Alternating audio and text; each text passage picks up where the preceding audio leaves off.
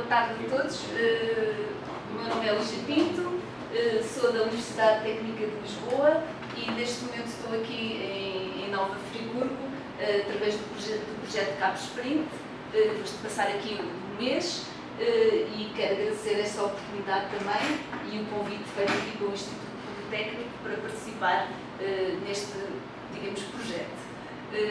Pronto, eu vou-vos hoje falar um pouco, vou tentar aqui, adaptar aqui a minha linguagem, depois, se não perceberem, os termos são um bocadinho diferentes, mas vamos tentar. Vou-vos falar um pouco das aplicações de modelagem operacional oceânica com o modelo MOID e, para começar, vou-vos mostrar aqui um bocadinho o meu centro de investigação. Portanto, faz parte de um centro de investigação que está dentro do Instituto Superior Técnico, é o MARTEC. A nossa principal atividade é a modelação numérica de sistemas marinhos e terrestres, desde a bacia até o oceano aberto. Temos muitos projetos de pesquisa e serviços de consultoria. Temos uma equipa multidisciplinar, desde engenheiros do ambiente, engenheiros civis, biólogos físicos, oceanógrafos, ecologistas. Portanto, somos uma equipa complexa para trabalhar diferentes problemas, que vou-vos depois mostrar nesta apresentação. Este aqui é o edifício onde nós estamos, a torre. Nós estamos aqui nesta parte da base, é onde está o nosso centro, e estamos dentro da cidade de Lisboa. Isto aqui é o campus da Universidade, que fica no centro de Lisboa e que tem muitos edifícios e tem muitas áreas. Portanto, sobre o Instituto Superior Técnico, é a Escola de Engenharia da Universidade de Lisboa, só que em termos de números, foi um instituto que foi criado em 1911, portanto já tem mais de 100 anos, portanto já fez 100 anos, e neste momento, atualmente, tem cerca de 11.300 alunos nos vários ciclos de ensino. Portanto, nós temos desde o ciclo de estudos da parte eu chamo de licenciatura, não é? Licenciatura de doutorado e mestrando, portanto temos vários ciclos de ensino e neste momento temos cerca de 1.100, é o corpo docente de investigadores e de professores. Portanto, é uma estrutura muito grande, com muitos alunos e com muitas áreas dentro da engenharia, não só a área onde eu trabalho. Passando aqui ao tópico da minha apresentação, eu vou-vos falar um bocadinho da oceanografia operacional. É um termo que às vezes não sabemos bem o que é e, portanto, vou começar por dizer o que é a oceanografia operacional.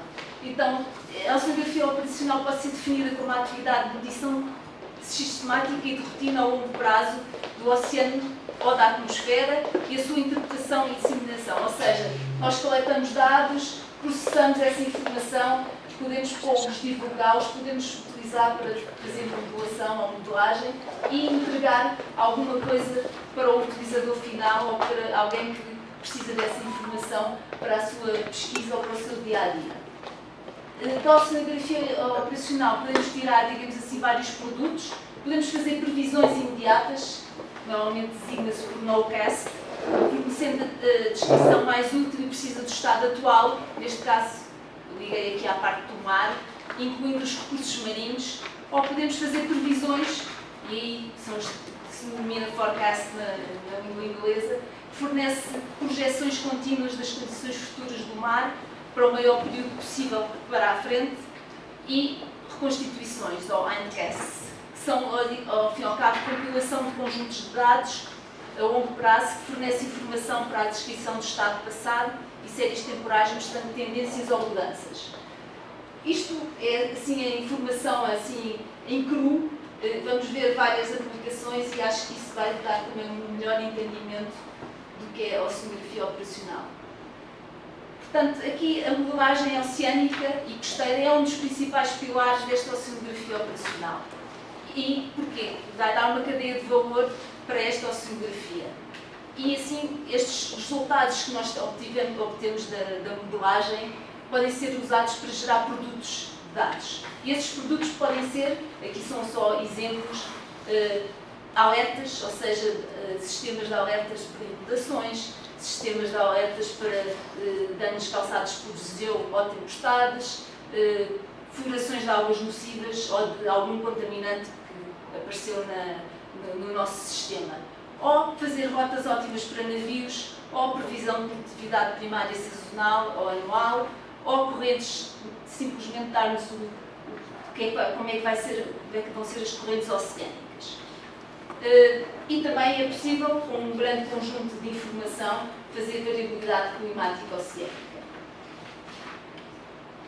O porquê da modelagem? Ao fim e ao cabo, porque é que utilizamos a modelagem? Combina conhecimentos e dados existentes para gerar as análises integradas, para gerar soluções para problemas, para apoiar a formação e a educação e para identificar lacunas e gerar novos conhecimentos. Aqui, isto, ao fim e ao cabo, a modelagem é importante para várias coisas e se tivermos bons produtos de modelagem, conseguimos avançar no nosso conhecimento. Portanto, a modelagem vai combinar conhecimentos sobre processos ambientais com dados de origem que podem ser pontuais para fornecer soluções contínuas no espaço e no tempo. Uma das maiores valências da modelagem é nós podermos temos, por exemplo, informação num único ponto no nosso sistema, seja no meio do oceano. Com esse ponto ou com um conjunto de pontos conseguimos depois no espaço, através da modelagem, obter mais informação essa que vai ser útil para fazermos uma visualização das nossas propriedades em contínuo. Portanto, nós no nosso grupo utilizamos o modelo MOID, é um modelo que foi desenvolvido no nosso grupo, começou a ser desenvolvido com o doutoramento do professor Ramiro Neves, mas que tem vindo ao longo dos anos a ser desenvolvido no âmbito de várias teses de doutorado, de várias teses de mestrado e também de várias empresas que o utilizam como um software para chegar a resultados para clientes inconcretos para resolver um dado problema. O MOID é a abreviatura de modelo hidrodinâmico, ficam a saber, e é um modelo de código aberto com utilizadores em todo o mundo. Eu não pus aqui o site, mas é www.moid.com. O código em si está num repositório do GitHub, portanto é acessível por todos e pode-se fazer o download. E há sempre também uma versão fechada, ou seja, a última versão compilada, que podem aceder para não terem que compilar o modelo. É um modelo escrito em Fortran. Portanto, o MOID tem dois, digamos, submodelos. O MOID Water, que é um modelo matemático tridimensional para a simulação das massas de água nos oceanos e nos estuários, portanto, corresponde aqui a esta parte do nosso esquema, esta parte mais ligada ao oceano, e com o MOID Water podemos resolver vários processos ligados à qualidade da água, ou ligados ao transporte de sedimentos, ou ligados à parte de eutrofização do sistema. E, por outro lado, temos o MOID Land, que é um modelo matemático de bacia ou de modelo de transporte hidrológico que está desenhado para simular a drenagem das bacias e dos aquíferos. Os dois modelos juntam-se aqui numa zona que pode ser mais para aqui ou mais para o oceano e, portanto, também é possível utilizar a informação de um para dar condições de contorno para o outro. Portanto, um pouco fazendo aqui um resumo, nós podemos fazer uma modelação da bacia hidrográfica do estuário para a zona costeira até ao oceano, em que na parte dos recursos hídricos interiores será usado o MOID Land e depois na parte mais junto ao oceano será usado o MOID Water. Para terem uma ideia, isto é um mapa que nós estamos sempre a atualizar, que é, ao fim e ao cabo, a utilização do modelo MOID, as aplicações e utilizadores. Aqui a azul temos as aplicações que estão a ser desenvolvidas em todo o mundo para o MOID Water, a verde com o MOID Land e a vermelho com as instituições que utilizam o MOID ou que já o utilizaram. Portanto, temos muitas instituições a utilizar, muitas pessoas a utilizar e é isso que faz também crescer em termos de modelo, o código do modelo e o que é que o modelo faz ou que nos pode dar em termos de resultados. Em relação àquilo que nós temos no nosso centro de investigação, e sendo nós, digamos, quem começou a utilizar o MOID, nós utilizamos o MOID de uma forma operacional para fazer a mudação de vários sistemas. Temos uma página onde mostramos todos os modelos que temos a correr de forma operacional, ou seja, sempre a dar-nos resultados do passado e para o futuro. E temos modelos hidrodinâmicos e de qualidade da água, com o modelo MOID. Temos os modelos das bacias hidrográficas também com o MOID Land. E depois também temos modelos porque precisamos, outros dois tipos de modelos, porque precisamos para dar condições de contorno para estes modelos, para o MOID, que são a agitação marítima, do lado, ou seja, as ondas do lado do mar, e as meteorológicas que são usadas nos dois modelos. Pronto, a parte da chuva, a quantidade que chove, e portanto nós temos estes sistemas a correr ou a simular em casa, dentro das nossas instalações, para sermos independentes de outras instituições. Portanto, isto é a página de entrada deste Forecast Martech. Podemos então visualizar mapas com representações gráficas dos resultados das previsões dos modelos. Podemos visualizar estações pontuais, sítios pontuais de interesse, e temos também a previsão a 7 dias da meteorologia para Portugal. Pronto. Claro que nós centramos mais, as nossas aplicações são para Portugal, mas o MOID, como viram naquele mapa, é utilizado em todo o mundo, com aplicações em todo o mundo. Este é o mapa das aplicações. Estes retângulos identificam as zonas onde nós temos modelos a simular em tempo real. Portanto, temos um modelo que abarca aqui a zona toda económica exclusiva portuguesa, que inclui aqui as Ilhas da Madeira e dos Açores, e portanto por isso é que é assim um quadrado que vai com o oceano adentro. Depois temos um mais centralizado aqui em Portugal, na zona costeira portuguesa e espanhola, e depois temos aqui estes quadradinhos mais pequeninos que simbolizam modelos de estuários específicos, de zonas específicas de interesse, e que há interesse em termos resultados para fazer estudos mais detalhados destas zonas. Mostro-vos aqui um exemplo daquele tal modelo que se chama Lusitânia, que abarca a zona toda económica exclusiva portuguesa. O que nós estamos aqui a ver é uma climatologia oceânica. As setinhas correspondem aos vetores da velocidade, ou seja, mensal, e aqui vamos vendo os meses a passar, o mês de janeiro, fevereiro, e as cores representam a temperatura à superfície do mar. E, portanto, podemos ver que há uma variação da temperatura norte-sul, que aqui na zona do Mediterrâneo, que é muito característica de ser mais quente, vem aqui agora nos meses de água mais quente, a parte, digamos que a temperatura do oceano vai subindo e descendo consoante inverno ou verão. E com isto podemos fazer várias estatísticas com esta informação que podem ser úteis, por exemplo, quer alguém quer fazer uma aquacultura aqui na costa portuguesa, mas sabemos que uma determinada espécie de peixe tem uma temperatura ótima. Estas climatologias podem nos dar uma ideia se é um bom local ou não para pôr aquela espécie específica de peixe, onde é que deve ser colocada, para termos, claro que quando é um negócio, o objetivo é sempre ter lucro, portanto, para haver lucro para quem vai montar um negócio. Qualquer estrutura que se ponha no mar é sempre uma estrutura que é muito cara e, portanto, tem que se fazer sempre um estudo, e estes modelos ajudam a obter informação para esses estudos. Todos os modelos que nós desenvolvemos têm uma estrutura que a gente chama de downscaling, ou seja, primeiro fazemos um modelo a uma escala mais regional e depois a informação desse modelo mais regional vai dar informação de contorno para os modelos mais locais.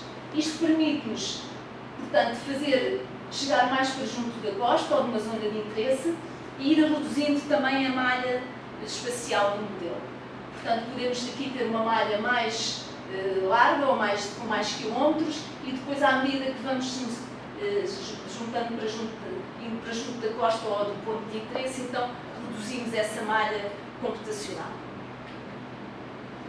A maior parte dos modelos, os operacionais são quase todos 3D, são modelos que nos dão não só na superfície a informação, mas dão-nos na vertical, a informação ao longo de camadas na vertical, portanto há uma discretização horizontal de uma malha, mas também há uma discretização na vertical, podemos saber informação a vários níveis de profundidade.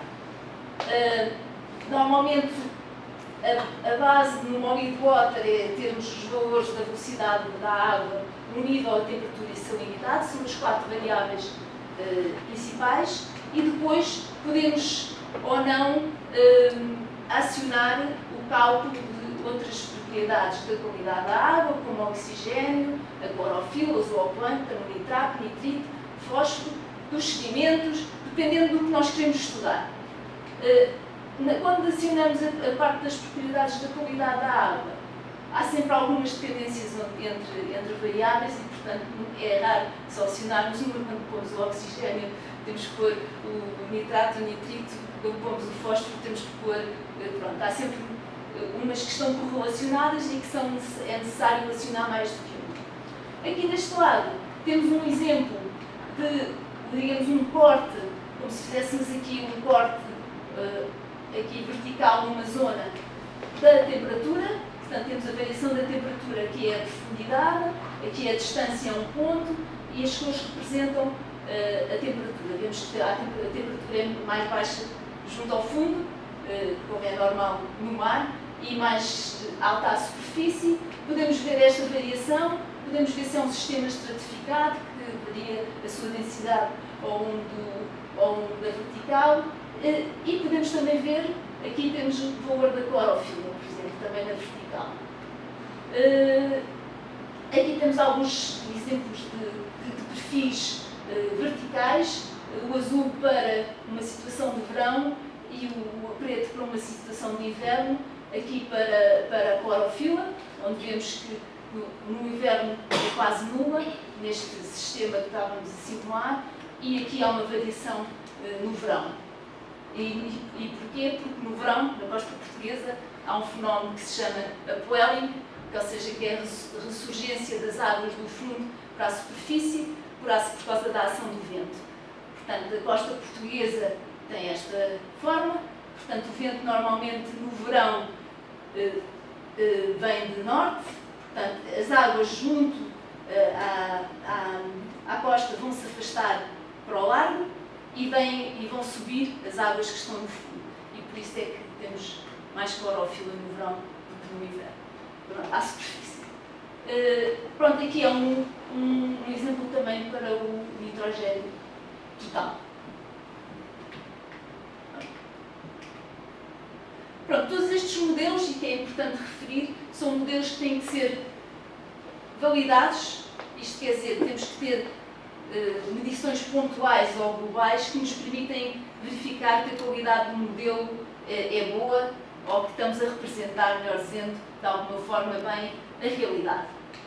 Normalmente utilizamos dados de satélite. Aqui temos uma comparação para o modelo do Lusitânia da temperatura à superfície do mar, da superfície do mar, com o Molid deste lado e aqui, o Molid deste lado, e aqui a imagem de satélite para a mesma data, e depois fazemos aqui uma diferença, aqui estamos a ver a temperatura, e depois um gráfico que nos permite ter alguma ideia da variação da temperatura do Molid versus o dado medido.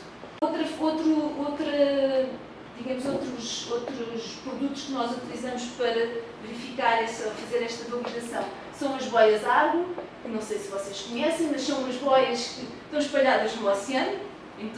Estes pontos pretos correspondem às boias que são flutuadores, que estavam a flutuar no oceano.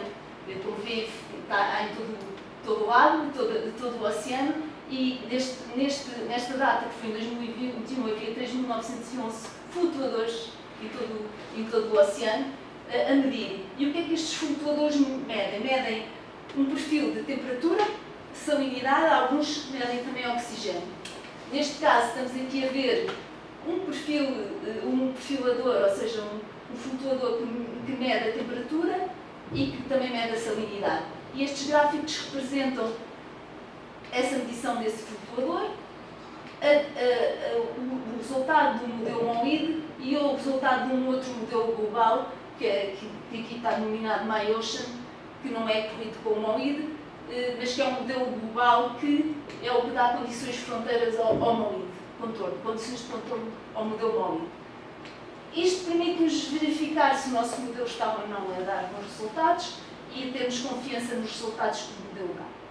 Estes perfiladores Argo são uns instrumentos muito interessantes, que o que eles fazem é, eles estão no meio da coluna d'água ou no fundo do oceano, vão à deriva no oceano, pelas correntes, e de x em x tempo vêm à superfície. Essa vinda à superfície demora cerca de 1 hora ou mais a fazer o perfil, portanto é uma subida, uma ascensão muito lenta, e quando chega cá acima transmite o perfil que recolheu no oceano. Portanto, eles estão programados para fazer para subir à superfície de x em x tempo, andam à deriva no oceano, não se juntam muito, não há um perfilador junto à costa para não ficarem encalhados, portanto eles andam ali a uma profundidade que não é muito junto da costa, para não haver desde roubos a outras coisas assim, e portanto andam no nosso oceano e é uma fonte importante de informação. Claro que aqui são informações pontuais, mas que mesmo sendo pontuais são úteis e dão-nos informação do que se está a passar no oceano. Portanto, o que nós vimos até agora foi um bocadinho do MOID e de informações que existem e que são essenciais, e aqui vou-vos mostrar um bocadinho o que é que nós precisamos como dados de entrada para o MOID ou para outro modelo qualquer, e depois o que é que nós fazemos depois com os resultados dos modelos que simulamos. Portanto, os dados base para correr um modelo que são a batimetria do local, ou seja, ao fundo, saber as correntes ou a maré, se for só a maré que vai forçar a água, e se quisermos correr a qualidade da água ou sedimentos, temos que ter informação sobre a clorofila, os nitratos, os nitritos, ou seja, de todos os elementos que nós queremos simular. Condições, digamos, iniciais do nosso problema e de contorno. Depois, para além disso, podemos ter, podem ser relevantes ou não, informação meteorológica, porque no oceano há a interação entre o oceano e a atmosfera, que é importante, dependendo do sítio que estamos a simular, mas tem sempre alguma importância, a agitação marítima e a maré, que normalmente é importante em quase todas as partes do oceano aberto. Com esta informação, conseguimos fazer, e utilizando um software, seja o MOID ou outro modelo qualquer, fazer uma modelação da água, e temos um modelo hidrodinâmico, ou se quisermos acrescentar variáveis, podemos ter um modelo biogeoquímico que já nos vai dar a química e a biologia do sistema também. Mas a base é sempre um modelo hidrodinâmico. Se nós tivermos um bom modelo hidrodinâmico, bem validado, com resultados bons, significa que vamos ter bons resultados, em princípio. E a componente principal deste modelo hidrodinâmico, destas variáveis todas, é esta aqui que se chama batimetria. Se não tivermos uma boa batimetria, ou seja, uma batimetria realista, então vai ser difícil chegarmos a uma boa simulação. Com estes modelos, seja biogeoquímico ou modelo hidrodinâmico, então conseguimos ter várias aplicações ao serviço, ou podemos pensar em variadas aplicações ao serviço. Eu fiz aqui uma lista de algumas, não exaustiva, é uma lista de algumas até onde nós fazemos algum trabalho no Centro Martec. Podemos fazer previsão da qualidade da água, por exemplo, de uma praia, saber se a praia tem boa qualidade da água, se podemos ir tomar banho naquela praia. Podemos fazer alguns serviços de apoio à produção agrícola, sabendo a qualidade da água, se existem algas tóxicas, se não existem. Vamos ver um exemplo disso mais à frente. Apoio às atividades de energia oceânica, onde colocar uma turbina de aproveitamento de água, de marés ou de correntes, onde pôr uma torre de uma eólica de vento. Tudo pode ser dado, ou algum sistema de aproveitamento de energia das ondas. Os modelos podem nos ajudar a escolher essas localizações. A parte do lixo marinho e para onde é que vai o lixo, as zonas de acumulação do lixo marinho nas zonas costeiras ou no oceano, derrames de hidrocarbonetos no mar ou de gases de químicos no mar, ou booms de águas tóxicas, que também podem ser importantes, especialmente quando os ligamos à parte da produção agrícola. Isso pode fazer com que o produtor tenha que deitar toda a sua produção fora e, portanto, em termos económicos, tem muita importância. Portanto, nós temos vários projetos, alguns que já terminaram, outros que ainda estão a decorrer. Eu falo-vos destes que normalmente são projetos que estão ligados, pelo menos na zona da Europa, a assuntos importantes da União Europeia ou que alguém quer resolver e, portanto, acho que também são de interesse global, porque normalmente a Europa não é diferente do resto do mundo, pode ter um ou outro problema mais específico, mas são problemas globais. Temos projetos em diferentes áreas de aplicação, alguns ligados à gestão da aquacultura, outros à previsão de localização de algas tóxicas, de booms de algas tóxicas que ocorrem na nossa costa, especialmente no verão por causa do fenómeno do upwelling, a identificação de fontes ou zonas de acumulação do lixo marinho, a resposta oceânica às mudanças climáticas ou alterações climáticas, outro tema que está muito também em voga, e uma outra parte que não é muito falada, mas que tem alguma importância. Vocês aqui têm muita indústria do petróleo, mas existe uma crescente indústria da parte dos químicos, transporte de químicos no mar, que quando há um acidente então se for junto à costa, pode ser muito perigoso.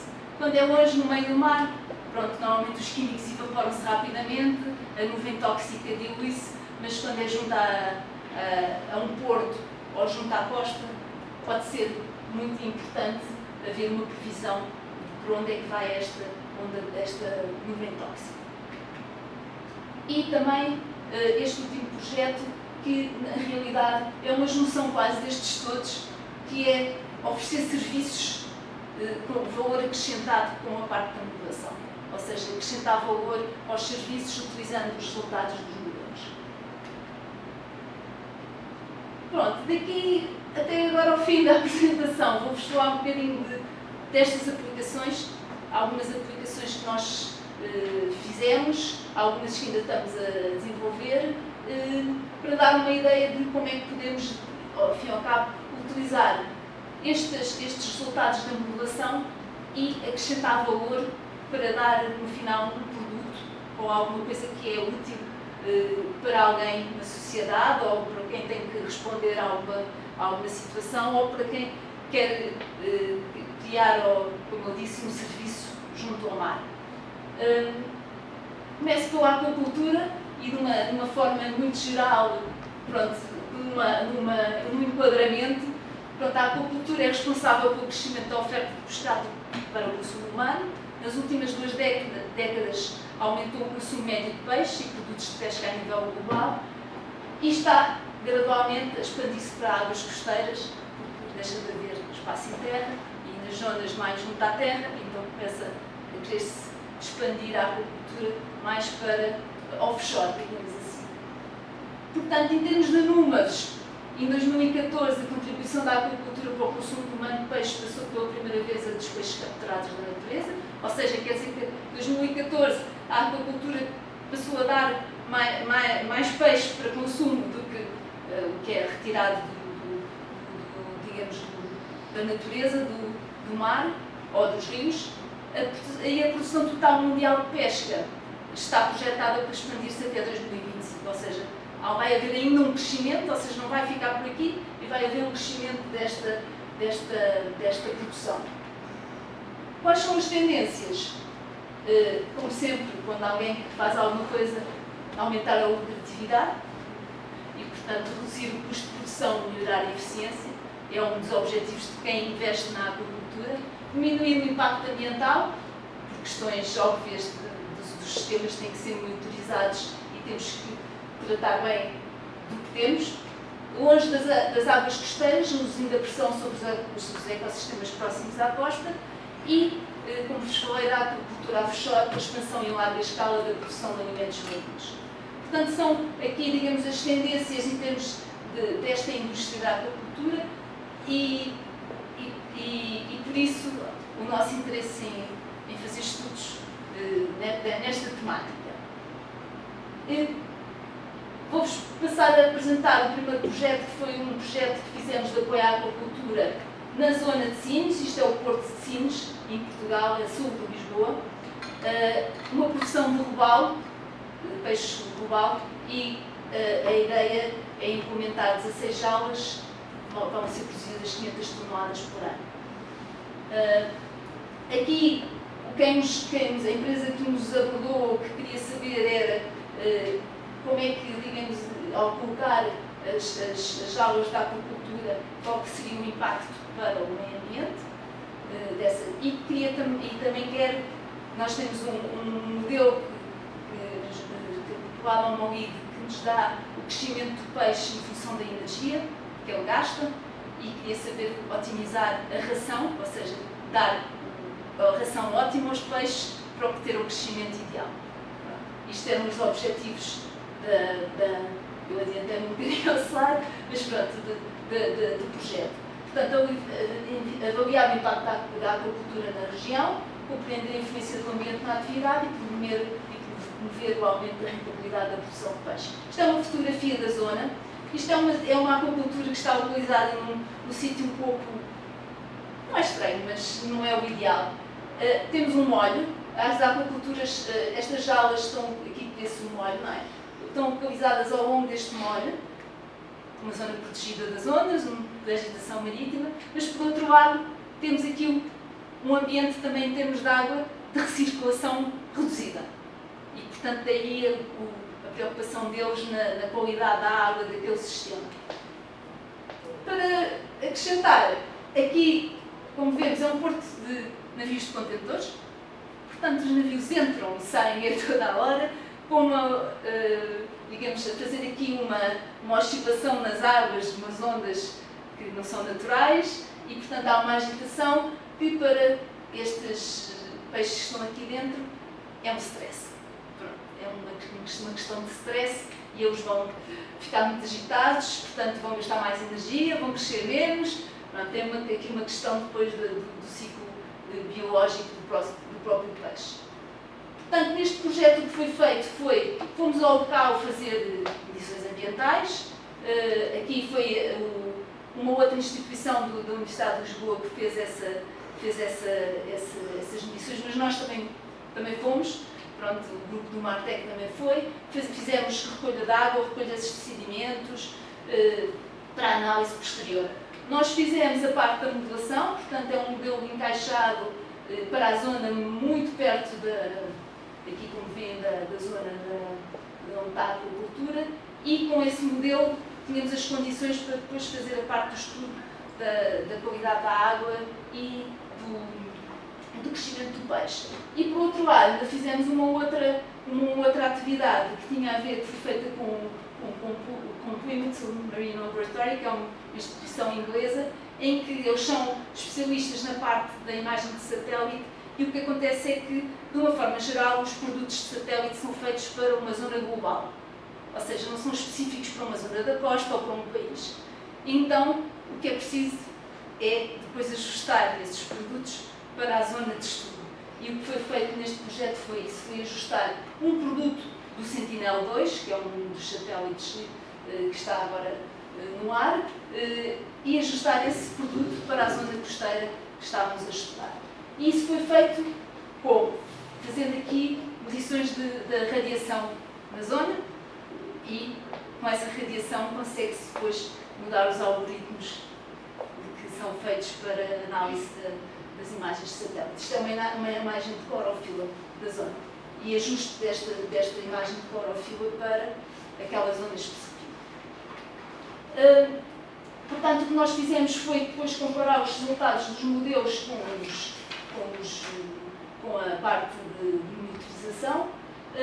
Fizemos a detecção remota, a parte de detecção remota e ajuste dos produtos para aquela zona, e Depois, integramos todos estes resultados numa ferramenta para auxiliar a gestão da aquicultura, ou seja, que era uma ferramenta de telemóvel, que o aquicultor em questão conseguia saber todos os dados, qual era a temperatura que ia estar, qual era a qualidade da água que ia estar, e com isso gerir a sua aquicultura.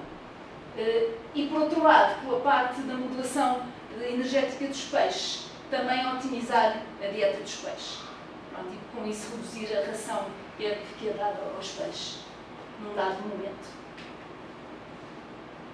Passando a outro projeto ainda também na área da aquacultura, um sistema de alerta para a aquacultura de mariscos, um projeto europeu, estes eram os parceiros todos, portanto estamos a falar de fazer um sistema de alerta para toda a costa da Europa, ali do Arco Atlântico.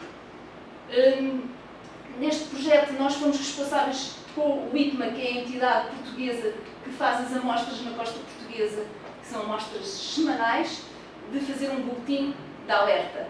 Este boletim de alerta, e vamos ver à frente, o que é que permite? Permite dar uma informação aos aquicultores da zona costeira se aquela zona vai fechar ou não. Ou seja, eles podem fazer várias opções. Uma, apanhar um marisco se estiverem em tempo já desenvolvido e tirar o marisco e podem o vender, porque se aquela zona posicionada for fechar, eles não vão poder vender aquele marisco nas próximas semanas. E isso traz, digamos, um impacto em termos a uma empresa grande.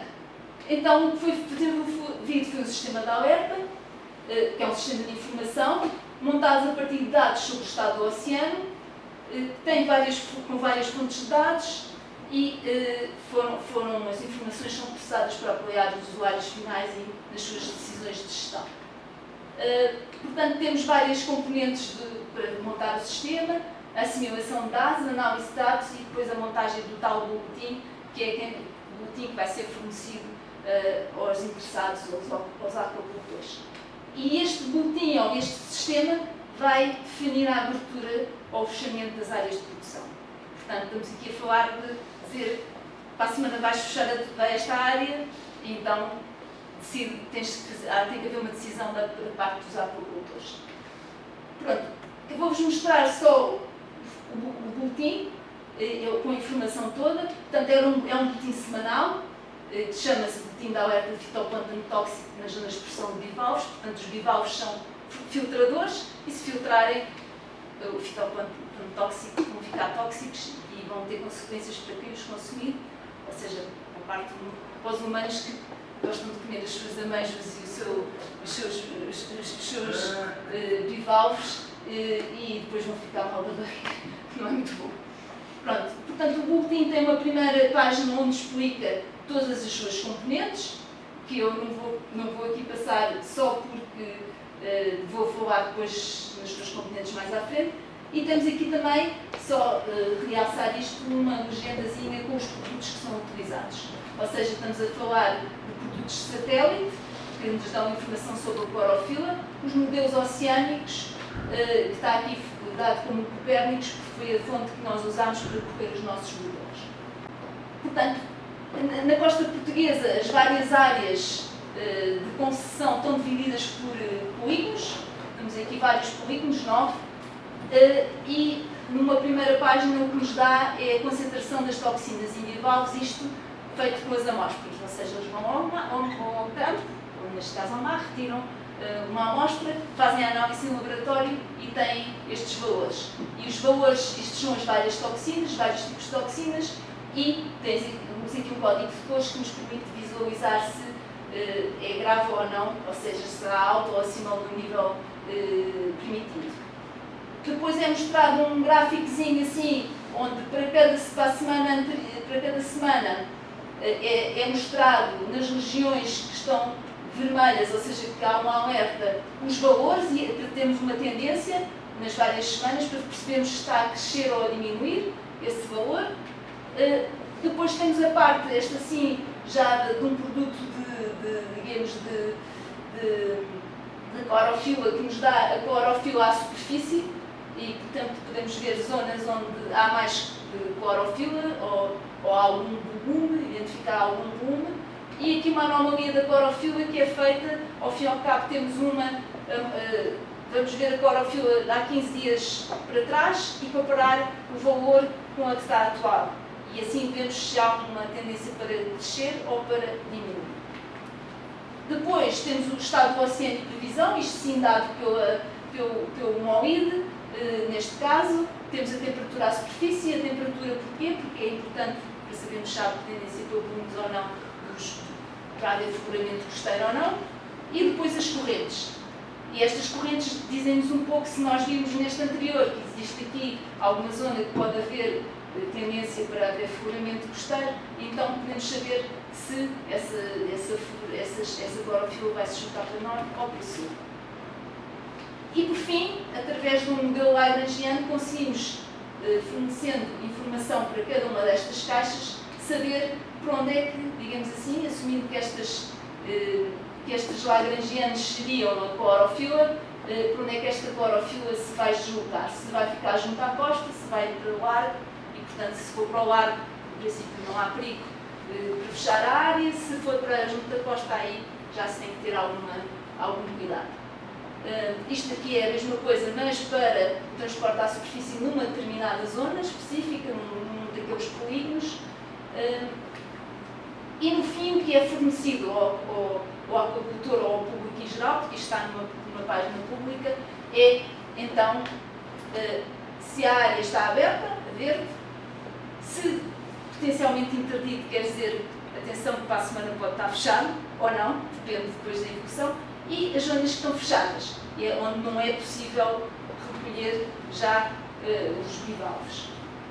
E depois tem uma pequena legenda com o que vai acontecer para cada zona. Este foi um projeto também muito importante, porque ao fim e ao cabo estávamos a trabalhar com o IPMA, que é a instituição pública que fornece esta informação, e que, de facto, nós darmos os resultados dos modelos permitiu também que eles no boletim pusessem aqui mais informação para além da informação só de recolha in situ. Passando a outro tema, o destino dos plásticos no mar, que também é outro tema em voga. Vou-vos falar primeiro deste projeto Clean Atlantic e depois de um outro projeto. Este projeto Clean Atlantic tinha como objetivo principal perceber qual é o percurso e principais áreas de acumulação dos plásticos na Europa. E tem vários parceiros europeus, nós estamos aqui, e para isso utilizámos a modulação, neste caso das correntes, à superfície e ao longo da coluna d'água, para perceber para onde é que os plásticos que normalmente vêm dos rios ou da zona costeira, não aparecem no mar, não é alguém, para onde é que se iria dirigir. Para começar, quero-vos mostrar aqui, isto é o modelo do Tejo, ou seja, da zona de um dos maiores rios, do nosso maior rio. Aqui deste lado estamos a ver as setinhas, é a corrência, as correntes, e à superfície o que vemos aqui é a água entra e sai, devido à maré, pronto, no estuário, portanto, no ciclo de maré entra, depois vai sair. Aqui o que foi largado, estas bolinhas que são correspondem aos plásticos, são bolinhas que vamos ver que vão aqui, algumas vão sair, outras vão se acumular, mas nem todas se acumulam. E há realmente aqui alguns pontos que podemos ver que elas ficam ali retidas, portanto, que são a parte dos pontos de acumulação. Aqui já foi uma simulação feita para a emissão de plásticos com origem nos principais rios do não Atlântico, os principais rios europeus que não vão ao Atlântico, porque há outros do outro lado que não. E aqui cada cor corresponde a partículas que foram lançadas num determinado rio. Podemos ver aqui que daqui para cima os plásticos vão todos para norte, e digamos que aqui os que saem aqui na costa de Portugal, a maior parte vai aqui para o Atlântico e vai ser levado pelas correntes até chegar ao outro lado do Atlântico, no lado da América. E alguns entram aqui para esta zona do Mediterrâneo. Aqui esta outra simulação foi feita, aqui pusemos plásticos em todo o Atlântico Norte, as cores representam zonas, ou seja, fatias do Atlântico, e o que aqui nós queríamos ver era o que é que acontecia? Se os plásticos havia zonas de acumulação no Atlântico, se não. E o que nós podemos ver é que há aqui zonas que são zonas de convergência, ou seja, DERIs, que vão ser zonas de acumulação, mas também há zonas de divergência em que as correntes vão divergir e que vão fazer com que os plásticos não fiquem numa determinada zona e vão se espalhar. Portanto, na realidade, se pensássemos que iríamos cobrir o oceano todo de plásticos, eles iriam se deslocar, mas alguns iam ficar realmente retidos em algumas zonas que estão relacionadas com estes vórtices e com estas correntes circulares. Para os plásticos, e ainda agora um projeto, aquilo é um projeto mais de investigação e com muito interesse para a União Europeia e para alguns grupos da União Europeia que gera esta parte dos plásticos. Aqui este é um projeto mais que está a ser desenvolvido, que passou agora uma fase, isto era um protótipo, passou uma fase de demonstração, portanto para a fase seguinte do projeto. É um projeto que é, digamos, financiado pela ESA e em que entramos nós e uma empresa que é a GMV, que é uma empresa mundial, onde tem escritórios de todo o mundo e que trabalha também com imagens de satélite. Aqui o objetivo é fazer um produto comercializável, portanto, é pegar na informação dos modelos e das imagens de satélite, aqui o patrocínio da ESA, por causa das imagens de satélite, e então fazer um produto que possa ser comercializável e que possa ser vendido e que alguém queira comprar. Então, aqui queremos fazer uma ferramenta que vai usar dados de satélite, dados de oceanografia e redes neuronais, ou machine learning, melhor dizendo, para a detecção dos plásticos e depois para prever para onde é que vão esses plásticos. E no final fazer um produto. Passando a explicar melhor o que é que são os produtos. A ideia é ter 3 produtos diferentes, 2 de serviços de monitoramento, em que através de um algoritmo de machine learning e de análise de imagens, das imagens de satélite, é detectado onde é que há plásticos, no mar ou na zona costeira. Este serviço o que é que vai fornecer? Apenas a localização do plástico e uma percentagem do tipo de plástico, através das redes neuronais e das análises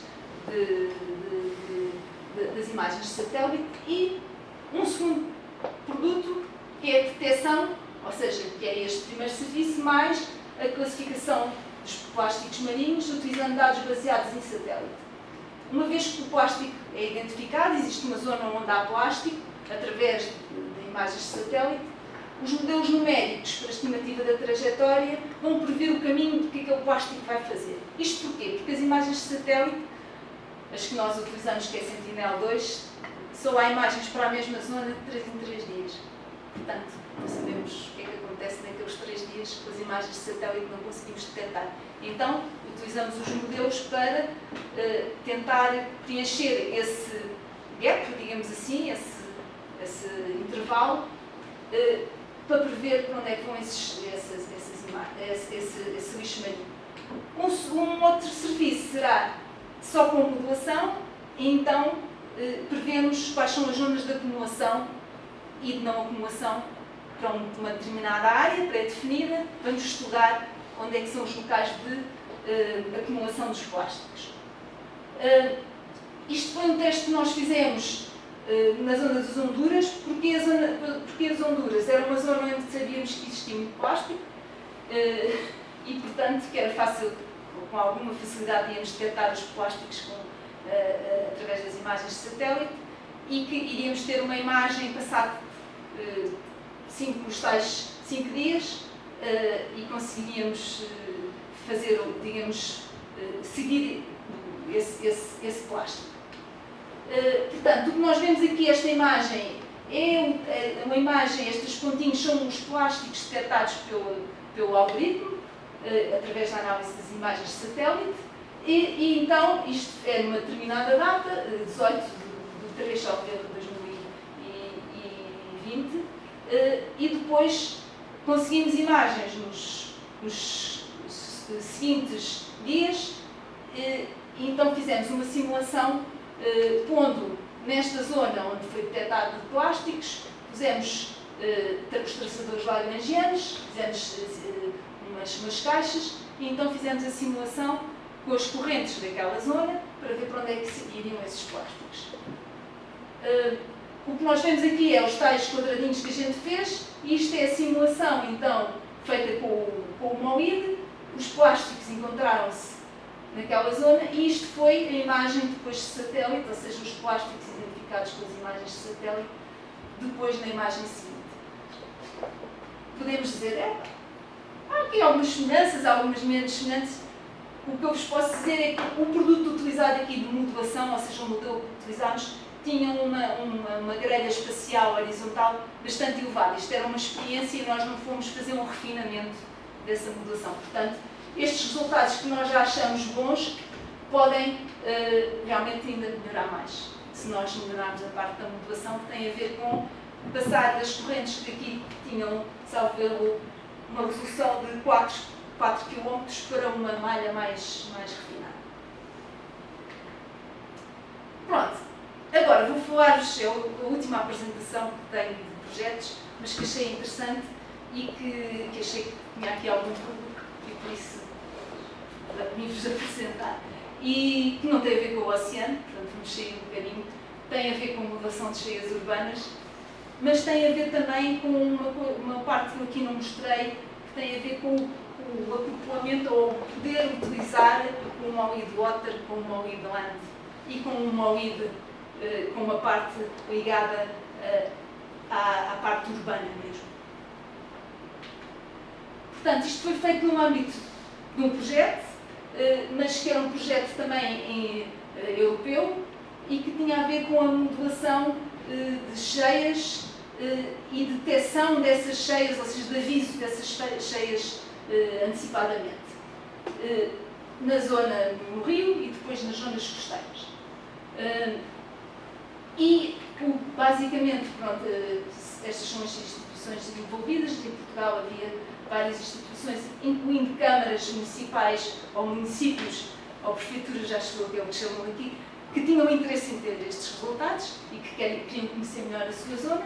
E tínhamos depois também vários países envolvidos, que cada um dando o seu contributo.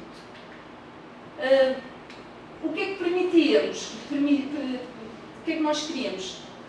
Queríamos ter informação de tempo real, de simulações dos rios, dos estuários, da zona costeira, e termos então uma simulação num contínuo, ou seja, desde a bacia até ao oceano, saber o que é que se passava em todo o sistema. Portanto, para isso fizemos aqui um resultado de fusão de modelos e de dados também. E o objetivo principal era fornecer esta informação às pessoas que estão a atuar e precisam dela para tomar decisões. Isto era um projeto financiado pela DG ECO, ou seja, a Direção-Geral da Proteção Civil Europeia. Portanto, o interesse deles é dinamizar conhecimento e aproveitar o conhecimento de instituições e entidades para dar maior informação à proteção civil local e europeia. Portanto, porque esta abordagem integrada? Porque estamos a falar de processos com diferentes escalas, muitas fontes, digamos, das cheias são devido à parte fluvial, mas também algumas são devidas ao aumento do nível do mar, outras são devidas a questões atmosféricas e, portanto, é preciso ter aqui em consideração vários forçamentos. E, por outro lado, que era uma das coisas que o projeto também estava interessado em obter resultados, as fontes de poluição. Porque se nós pensarmos, por exemplo, se há uma cheia no rio, se há uma indústria junto ao rio, se aquela indústria vai ser afetada pela cheia, pode haver um desastre em termos de poluição. Portanto, novamente aqui a mesma figura, mas aqui um bocadinho mais ligada aqui ao projeto. Portanto, temos a parte meteorológica, dos modelos meteorológicos, a parte dos modelos de bacia e depois da parte costeira e do modelo estuarino e também do modelo da área urbana. Já vamos ver o porquê da razão deste modelo da área urbana.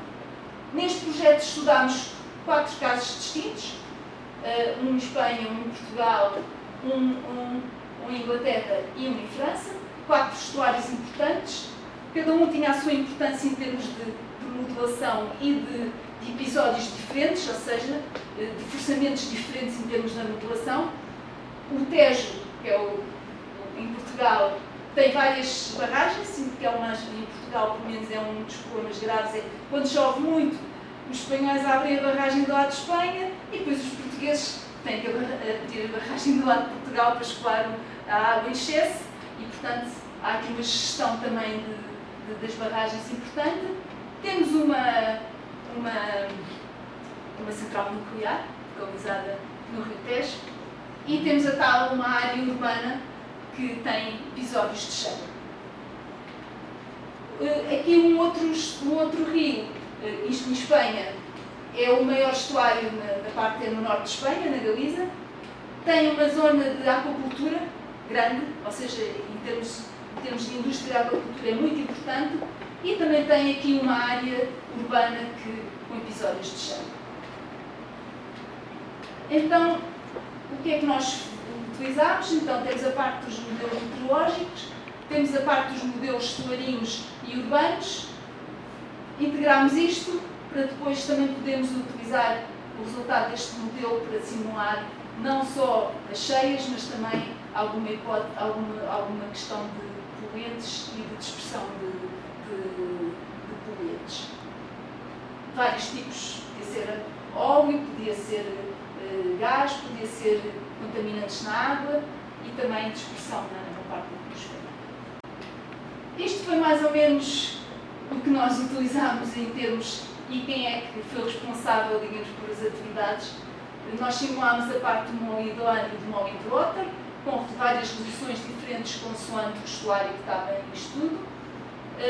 A parte do modelo meteorológico foi corrido pela Bentley, mas nós também tínhamos modelos a correr do WRF, portanto, com várias resoluções, e aqui é importante ser do modelo meteorológico e das suas resoluções, para coisas junto à costa e em rios pode ser muito importante ter uma resolução maior, portanto, uma chuva, fizemos um modelo com resolução de 25 km, quer dizer, às vezes já abrange uma área tão grande que nós não sabemos muito bem se choveu ali, se choveu uns 25 km mais à frente. E depois as cheias urbanas, utilizando uma combinação entre o MOID e o Seward Gems. O Seward Gems é um modelo para as condutas de água, ou seja, que é importante nas cheias urbanas, portanto, acoplado ao MOID, para dar essa parte da água que vinha das condutas e que muitas vezes em situação de cheia, pelo menos o que acontece é que as condutas enchem e muitas vezes a água também vaza por parte das tampas da circulação do esgoto. E aí aplicámos em 2 zonas, em Portugal e em Espanha. Portanto, nós implementámos, calibrámos e validámos estes modelos e depois ainda houve esta parte de modelos da parte. Aqui é só uma hipotética simulação sobre um virtual cenário, como a gente chamou, sobre haver digamos, uma fuga na central nuclear de um determinado, que é o Iodine Radiological Dispersion, ou seja, iodine radiológico, e o que fizemos foi com o modelo da parte do land e depois do water, perceber se houvesse esta hipotética fuga, então qual era a zona que iria ficar contaminada. Isto foi um pouco para mostrar mais a potencialidade do modelo, claro que é um caso hipotético, mas que não deixa de poder acontecer, uma vez que a central existe naquele local. Pronto, em relação agora à parte mais urbana e da cidade e do modelo de cheio, vou-vos mostrar só um dos casos, que é título de exemplo. Isto é o município de Loures, portanto, aqui em Portugal. Aqui é Loures, esta bolinha, aqui é Lisboa, aqui é o Rio Tejo. Portanto, é É um município que fica junto ao Rio Tejo, mas que está aqui também numa zona muito confinada. E a cidade de Sacavém fica aqui nesta quadrículazinha. Portanto, isto é a ilustração de uma cheia que houve em 2008. Foi essa cheia que nós fomos tentar simular, digamos assim. Havia informação, tínhamos o modelo digital de terreno, tínhamos a informação da parte urbana, e aqui são fotografias tiradas na altura e que ilustram que estas zonas aqui, estamos aqui com a setinha, realmente ficaram cheias de água. Aqui é um prédio, aqui ficou até meio, aqui os carros a derivar na água. Portanto, começa na parte do modelo de termos a limitação da bacia, temos o DTM e as principais as partes importantes do sistema. É aqui quais são? Temos o rio, como vos disse, fica ao pé do Rio Tejo. Temos, por um lado, o rio que vem da água doce, e esta parte não tem influência da maré. Temos aqui uma entrada do rio, do Tejo, que já com influência da maré. Temos umas condutas que passam por baixo do aeroporto, portanto, uns canos subterrâneos debaixo do aeroporto. Temos outras condutas aqui, no meio também, e aqui uma outra que também está debaixo de água, que é uma conduta subterrânea grande, para desviar, exatamente já feita para desviar a água do centro urbano. Temos, como vos disse, o sistema de saneamento, ou dos tubos dentro da cidade, que são estes tracejados aqui, que são postos também, e é feita a sua configuração para fazer a simulação do modelo. E, portanto, aqui vamos ter um resultado para o tal evento de chuva. O que temos aqui é a precipitação, portanto, que ocorreram, estamos aqui a ver que em 2 horas choveu muito, portanto, um evento de chuva de repente. Aqui, portanto, é a nossa zona de Sacavém. Temos aqui a azul a água à superfície, a coluna d'água, não é? Vamos ver, estamos aqui a ver, por exemplo, um zoom desta zona, em que vemos aqui a coluna d'água e as diferentes cores. E temos aqui Storm Form. Aqui é a modulação desta parte da parte de baixo das condutas. Pronto, isto é estático, só para ter uma ideia, para agora quando fôssemos a olhar. Pronto, isto aqui então é a simulação que deu, usando este modelo integrado. Portanto, vemos aqui o zoom da zona que ficou, esta zona ficou alagada, isto são ruas, não é? Ficou tudo alagado. E depois, claro, isto é um pormenor aqui de uma zona onde passa a tal conduta subterrânea, e que há ali um conjunto de coisas. Há aqui o rio, há aqui a maré, portanto, os fatores todos juntos deram aqui realmente uma cheia naquela zona. Uma outra coisa que fizemos, que é um passo assim um bocadinho mais à frente e que já tem a ver com a integração, digamos, da visualização da cheia com o modelo. Fizemos um modelo real do terreno, ou seja, os drones foram lá com uma câmera, voaram, tiraram o modelo, a imagem. Com essa imagem criámos uma malha computacional, que está aqui feita, aqui um zoom da malha. Isto é uma malha que está aqui toda feita para aquela zona de Sacavém. E depois de estar feito este trabalho, então pusemos os resultados do modelo da cheia em cima deste modelo virtual de terreno. Isto é então o resultante da junção entre o modelo de realidade virtual com a parte do modelo de cheia resultante da simulação com o móvel. Portanto, o impacto destas imagens para quem está a ver e para os decisores é muito interessante. Eles gostam muito de ver, olha, na minha rua realmente aconteceu aquilo, encheu. E portanto estamos a ver aqui a azul, não é mais do que o tal nível da água dado pelo modelo MOLID, aqui posto em cima o resultado de um modelo digital virtual do terreno. Pronto, era o que eu vos tinha para apresentar hoje. Obrigada.